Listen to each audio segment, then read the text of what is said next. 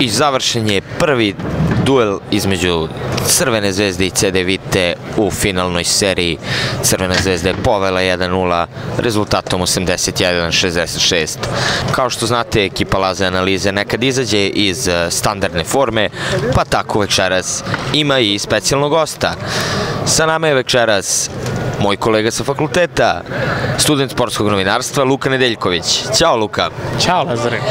Reci mi, sedeli smo zajedno, gledali smo meč, šta si pomislio u prvih 5 minuta kada je CD Vita napravila plus, pa ja mislim više od 10 je bilo, ne znam sad tačno. Bilo je 15 razlike, pa pomislio sam, crno nam se piše što bi rekli, ali sva sreće pa je Radonja izgleda sročio neku taktiku i uspeo da probudi ostatak ekipe i da pobedimo prvo, nadam se, sutradan drugu.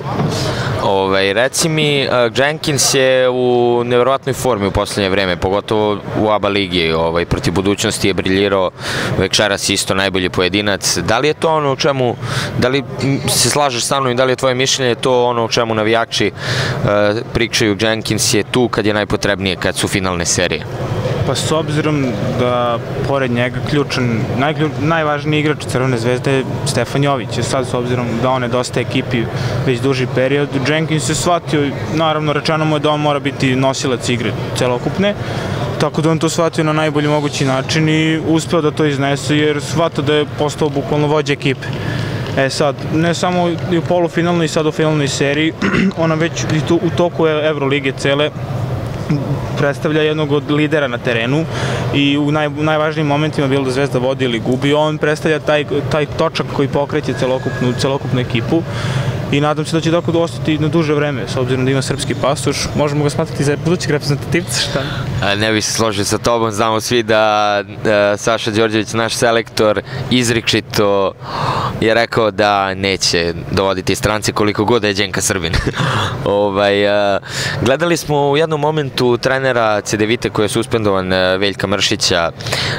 Čovek je sa velikom dozom nervoze posmatrao i kako i ne bi timu je vodio 15 razlike u sred Pionira posle jako kratko vremena i onda je sve to nestalo i palo u vodu. Čak možemo i da kažemo i kladioničari koji su igrali CD Vitu minus su na kraju profitirali, što je prosto neverovatno bilo posle prve četvrtine u kojoj je CD Vita ubacila 27 poena.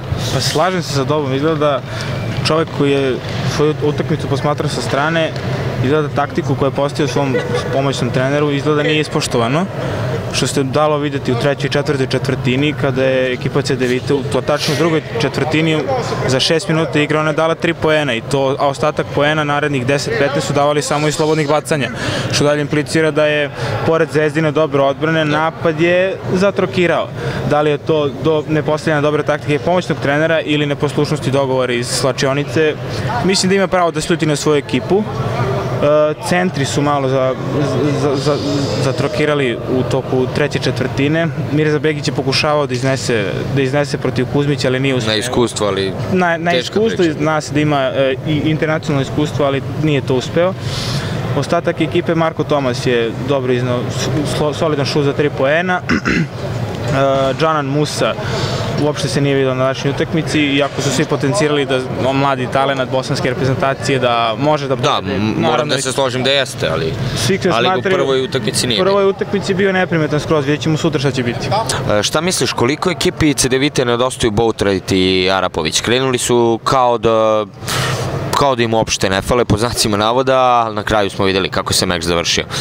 Ja mislim da Boutwright baš fali, pogotovo u napadu. Vidi se da napad je ključan sa Boutwrightom ekipi CDVite, naravno i Marko Arapović je tu, ali vidi se da Boutwright predstavlja ključni faktor u pokretač napada, tako da ukoliko ne bude u ovoj finalnoj seriji bilo njega, teško će CDVite nešto moći pored Zvezdine oko čvrste odbrane. Složio bih se s tobom. U posljednje vreme Zvezda spori ulazi u meč. Imali smo i slučaj protiv Darušafake 10-0 na početku, sada slučaj CDVite 8-0 na početku. Nažalost, crveno-beli nisu uspeli da se vrate u meč protiv ekipe iz Istanbula, ali večera su, ne samo da su se vratili, već su na kraju pobedili 15 razlike. Da li misliš da možda u nekom od narednih mečeva može taj segment igre bude ključan? Taj početak? Pa znaš kako, Crvena zvezda je u celokupnoj sezoni bila jedna najefikasnijih ekipa i samim tokom sezona ne sve manje i manje davala koševa, što znači da se granica poena svela nekih 60 do eventualno 70 poena. Samim tim i sam taj, da kažemo, furiozni start koji se očekuje od Crvene zvezde je zataškan i naravno od ovakvih igrača se ne očekuje da oni svaku utakmicu pokrenu najbolje moguće, jer umor ih sustiže, naravno, ljudi ne su ni da treniraju kako treba, kamoli da se ovakve utakmice igraju na takvom visokom tempu, mada znaš kako, Crvena zvezda bilo kako, ona će startovala, početak meča bio malo bolje ili malo lošije, ona će to nadoknaditi u, naravno, Zvezdinoj takozvanoj trećoj četvrtini. To sam hteo da kažem, složit ćemo se. Treća četvrtina, ja mislim da je to Radonjić složio u slačionici, da oni ispoštuju dogovor odatle i da u toj trećoj četvrtini nadoknade bilo sve minuse koje su do tada imali u prethodne 2 četvrtine. Tako da taj minus koji se stvara na početku utakmice, ne verujem da će biti neki problem. Posle ovoga, koja je tvoja prognoza konačnog rezultata finalne serije? Pa ja mislim da će biti 3-1.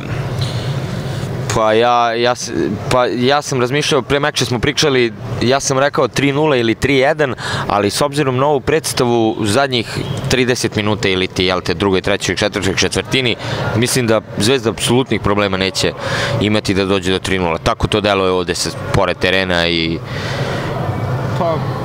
meni kada gledam, mislim da CDVita posle ovoga neće moći tako lako da se oporavi, a Zvezda u ovom NBA ritmu mislim da ide lagano do Evrolige, možda i ne bude tako.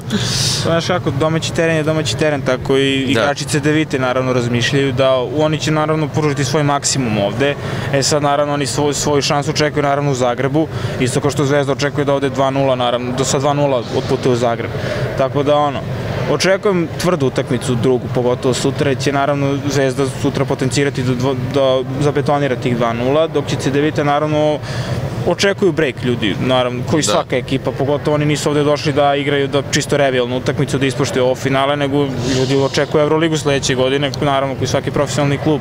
Drugari, ovo je bio moj kolega sa faksa, budući sjajni sportski novinar Luka Nedeljković. Hvala ti što si bio deo naše emisijice večeras i vidimo se sutra u Pioniru. Naravno, bilo mi je zadovoljstvo.